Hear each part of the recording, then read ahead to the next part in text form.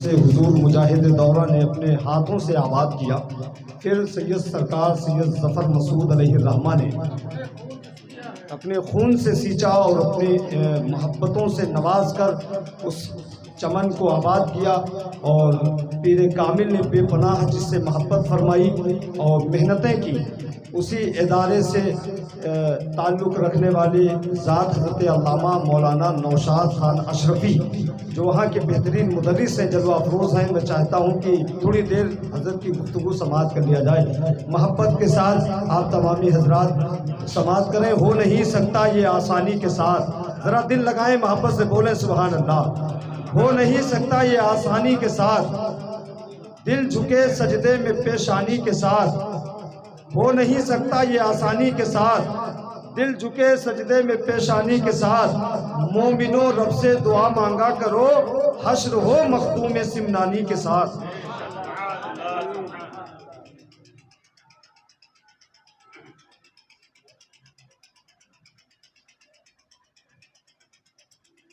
قابل احترام شہزادگان مخدوم سمنا، محترم علماء کرام، بزرگوں، دوستوں، السلام علیکم ورحمۃ اللہ وبرکاتہ۔ الحمدللہ الذی ابدع الافلاک والارضین، والصلاة والسلام علی من کان نبی وآدم بین الماء والطین، وعلی آلہ وصحابہ اجمعین، اما بعد، فاعوذ باللہ من الشیطان الرجیم، بسم اللہ الرحمن الرحیم۔ کنتم خیر امۃ اخرجت للناس تأمرون بالمعروف وتنہون عن المنکر۔ صدق اللہ مولانا العظیم وصدق بلغنا رسولہ النبی الکریم، ونحن علی ذلک من الشاہدین والشاکرین والحمد للہ رب العالمین۔ آئیے ہم اور آپ سب سے پہلے عقیدت و محبت کے ساتھ نبی اور آل نبی کی بارگاہ میں جھوم جھوم کر ہدیہ درود پاک پیش کریں اور بآواز بلند پڑھیں۔ اللہم صلی علی سیدنا حبیبنا شفیعنا مولانا محمد بارک وسلم، صلاۃ و سلام علیک یا رسول اللہ۔ محبت کے ساتھ ایک بار اور پڑھ لیجئے، صلی اللہ علیہ نبی وعلی آلہ صلی اللہ علیہ وسلم، صلاۃ و سلام علیک یا رسول اللہ یا حبیب اللہ۔ نبی اور آل نبی پر بلند آواز سے ایک بار اور پڑھ دیجئے، اللہم صلی علی سیدنا مولانا محمد معدن الجود والکرم، منبع العلم والحلم والحکم، وعلی آلہ وصحابہ بارک وسلم۔ شہر نبی تیری گلیوں کا نقشہ ہی کچھ ایسا ہے، شہر نبی تیری گلیوں کا نقشہ ہی کچھ ایسا ہے، خلد بھی ہے مشتاق زیارت، جلوہ ہی کچھ ایسا ہے۔ خلد بھی ہے مشتاق زیارت، جلوہ ہی کچھ ایسا ہے، دل کو سکون دے آنکھ کو ٹھنڈک، دل کو سکون دے آنکھ کو ٹھنڈک، روضہ ہی کچھ ایسا ہے، فرش دمی پہ عرش بری ہو لگتا ہی کچھ ایسا ہے، فرش دمی پہ عرش بری ہو لگتا ہی کچھ ایسا ہے، ان کے در پر ایسا جھکا دل اٹھنے کا اب ہوش نہیں، ان کے در پر ایسا جھکا دل اٹھنے کا اب ہوش نہیں، اہل شریعت ہیں سکتے میں سجدہ ہی کچھ ایسا ہے، اہل شریعت ہیں سکتے میں سجدہ ہی کچھ ایسا ہے، اور سبت نبی ہے پشت نبی پر اور سجدے کی حالت ہے، سبت نبی ہے پشت نبی پر اور سجدے کی حالت ہے، آقا نے تسبیح بڑھا دی بیٹا ہی کچھ ایسا ہے، آقا نے تسبیح بڑھا دی بیٹا ہی کچھ ایسا ہے۔ حضرات محترم، میں کسی لمبی چوڑی تقریر کے لیے آپ حضرات کے سامنے حاضر نہیں ہوا ہوں، بلکہ اپنے محسن و کرم فرما اور اپنے ادارے کے نعرہ تکبیر، نعرہ رسالت، نعرہ رسالت، عرس چہل حضور مجاہد سر غازی دورہ، نعرہ تکبیر، نعرہ رسالت۔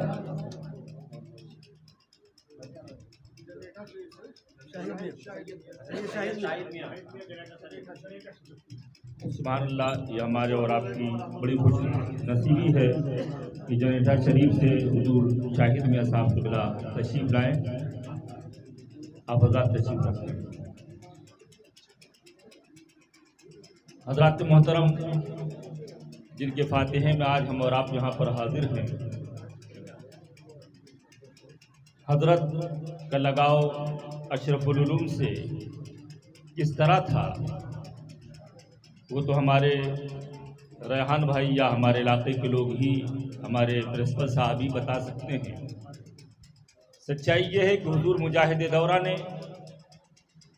بہت پہلے 1958 میں 1952 میں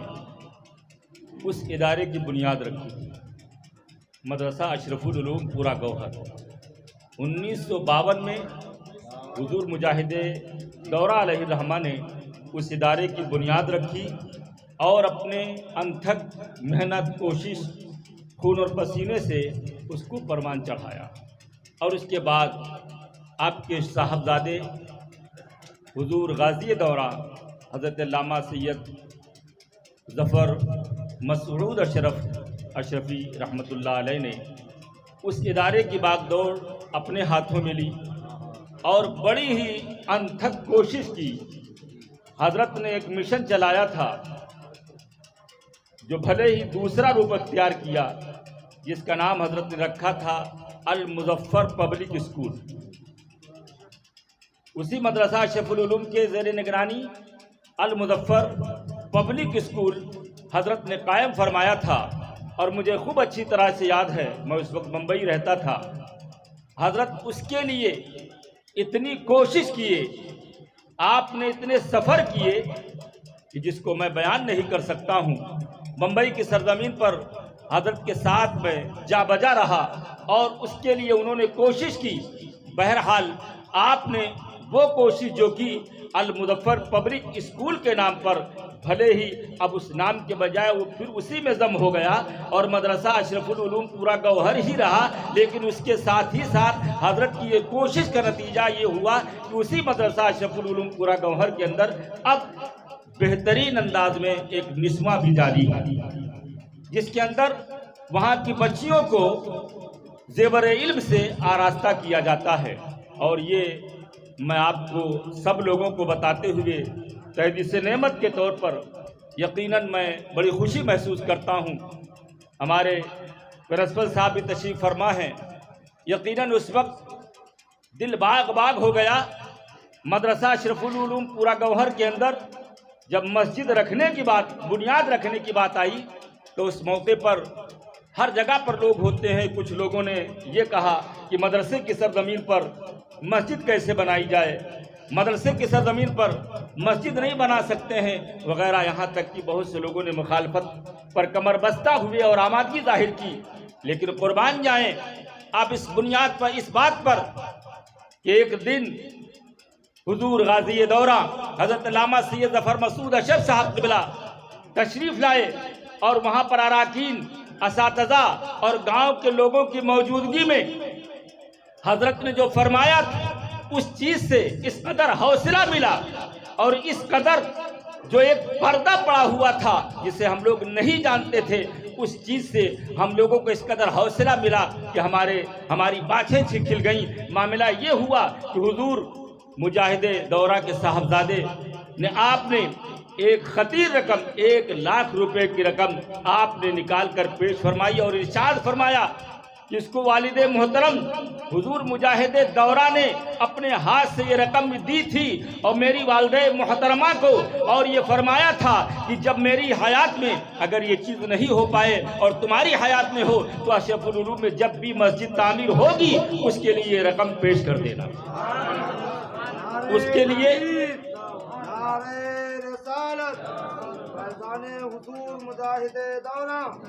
اب آپ اندازہ لگاؤ حضرات محترم، یقیناً حضور مجاہد دورہ ہماری نظروں سے اوجھل ہو گئے، اور ہماری ماں پیرانی ماں وہ بھی جب اس دنیا سے پردہ کرنے لگی تو یقیناً انہوں نے بھی اپنے اس مال کو جو حضور مجاہد دورہ نے عطا فرمایا تھا اپنے صاحبزادے کو عطا فرمایا اور ارشاد فرمایا کہ پورا گوہر میں جب مسجد تعمیر ہو تو وہاں دے دینا، اور وہاں پر حضور تشریف لے گئے اور اس کے بعد وہ رقم پیش کی۔ میں آپ لوگوں کو یہ خوشخبری دینا چاہتا ہوں، یہ تو سچ ہے کہ حضور غازی دورہ اپنی ظاہری آنکھوں سے اس کی تعمیر مکمل ہوتے ہوئے نہ دیکھ سکے، لیکن آپ کے ہاتھوں سے اس مسجد کی بنیاد رکھی گئی، اور انشاءاللہ صرف چند دنوں میں، ہفتہ بھر زیادہ سے زیادہ چند دنوں کے اندر اب اس کا لنٹر بھی پڑ جائے گا، اور اشرف المساجد کے نام سے وہ مسجد انشاءاللہ تعمیر ہو رہی ہے۔ تو میرے پیارو، میں یہ بتانا چاہتا ہوں کہ حضرت علامہ سید ظفر مسعود اشرف صاحب قبلہ کو کس قدر درد تھا اسلام کا، دین کا اور تعلیم کا۔ آپ یہ چاہتے تھے،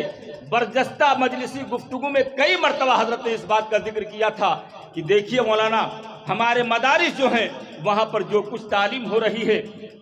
دینی تعلیم کے ساتھ ساتھ اگر اس زمانے میں عصری تعلیم نہ دی گئی، اگر بچوں کو جدید تعلیم سے آراستہ نہ کیا گیا، تو ایک زمانہ ایسا آئے گا کہ ہمارے یہ علماء، ہمارے یہ فضلاء جب پڑھ کر کے نکلیں گے تو اپنے آپ پر افسوس کریں گے، اس لیے کہ زمانے کے اعتبار سے ان کے پاس دنیا والوں کے سامنے پیش کرنے کے لیے اور کیا ہوگا۔ ظاہر سی بات ہے، ہم اپنوں کو قرآن، حدیث، یہ تمام چیزیں اپنوں کو بتا سکتے ہیں، لیکن غیروں کو سمجھانے کے لیے اور ان کو بتانے کے لیے جہاں پر قرآن و حدیث چاہیے، وہیں پر دنیاوی علوم اور دنیاوی مہارت اور دنیا کے معاملات سے معلومات، دنیا کے معاملات کی جانکاری بھی ضروری ہے۔ یہ حضرت اکثر فرمایا کرتے تھے۔ میرے محترم دوستو، یقیناً آج وہ ہمارے درمیان موجود نہیں ہیں، اور ہم اس بارے میں بہت ہی غمزدہ ہے، ہمارا پورا اسٹاف، پورا علاقہ، بلکہ یہاں پر جتنے بھی لوگ حاضر ہیں یقیناً اسی لیے یہاں پر حاضر ہوئے ہیں۔ ہم رب کی بارگاہ میں دعا کرتے ہیں کہ اللہ تعالیٰ اپنے فضل و کرم سے اپنے حبیب کے صدقے میں حضرت کے درجات کو بلند فرمائے، اور حضرت کی جو کوششیں تھیں ان کو ان کے بھائی، بھتیجے، صاحبزادگان، ان سب کو مل کر کے بام عروج تک پہنچانے کی توفیق عطا فرمائے۔ استغفر اللہ ربی من کل ذنب واتوب الیہ وما علینا الا البلاغ۔ السلام علیکم۔